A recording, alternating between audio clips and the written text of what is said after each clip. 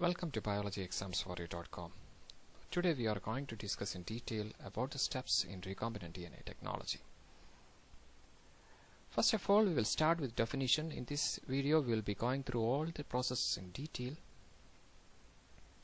Recombinant DNA technology is a technique that is used to refer identification, isolation and insertion of gene of interest into a vector such as plasmid or bacteriophage to form a recombinant DNA molecule and production of large quantities of that gene fragment or product encoded by that gene. We'll be going through different steps in detail in this presentation.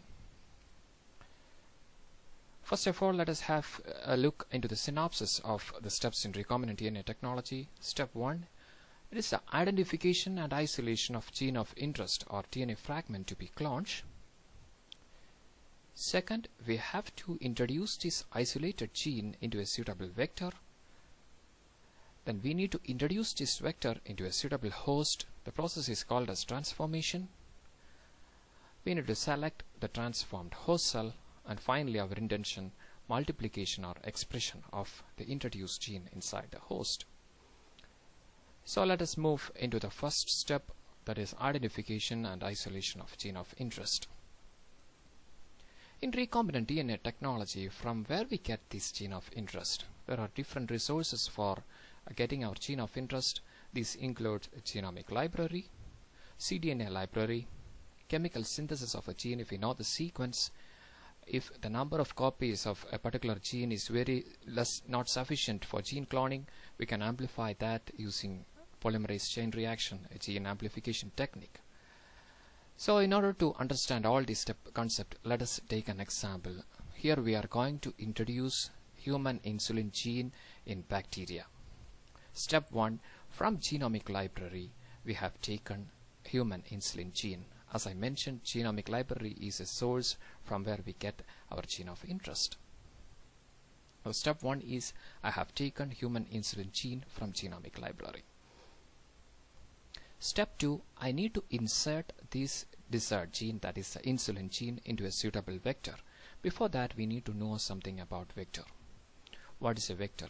Vector is any DNA molecule that has the ability to replicate inside the host to which our gene of interest has integrated for cloning. Vectors include plasmids, bacteriophage, bacyak, etc. You can refer our video gene cloning vectors for more. So most often here we are taking plasmid as our vector. Plasmid is extra chromosomal DNA that is present in bacteria. This is E. coli bacterium. I have isolated plasmid from E. coli bacterium. This is a plasmid vector. So this is my gene of interest. This is our gene of interest, that is a human insulin gene. So first of all, we need to make a cut in the vector using a restriction enzyme. Restriction enzymes are enzymes that are capable of making internal cuts at specific sites in a DNA molecule. So we need to incorporate our insulin gene into this vector. So what we did was I made a cut using restriction enzyme, and now I have the gene. So I have incorporated my insulin gene into the vector and I seal that gene. The cutting ends with the enzyme ligase. Now we have the recombinant DNA molecule or chimeric DNA. A recombinant DNA molecule is a DNA molecule from which DNA are from different sources. You can see right here we have a recombinant DNA molecule with human DNA and bacterial plasmid DNA mixed together.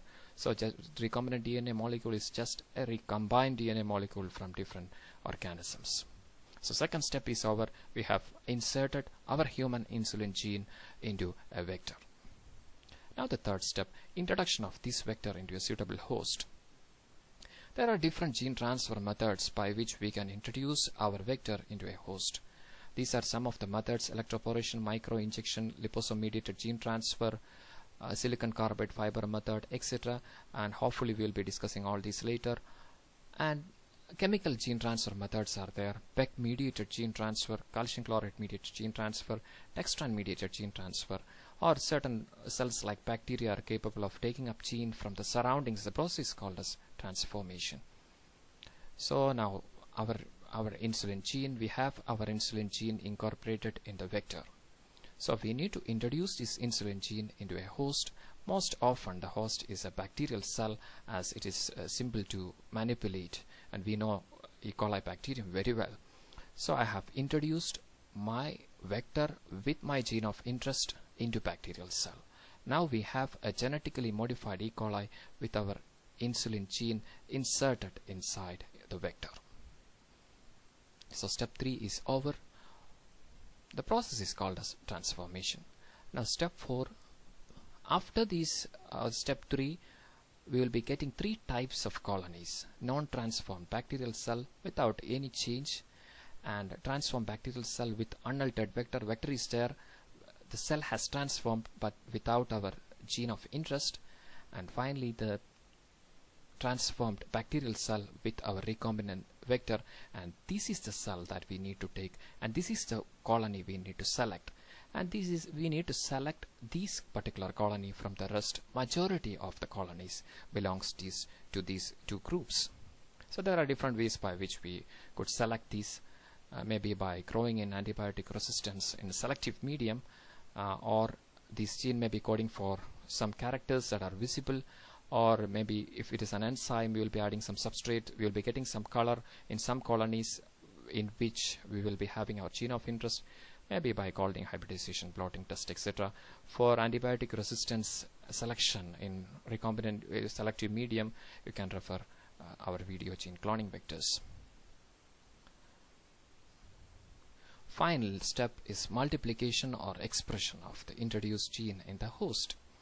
So as I mentioned in the first slide, our intention is to make as many copies of that particular gene, or I need to make that gene product to be synthesized inside the bacterium.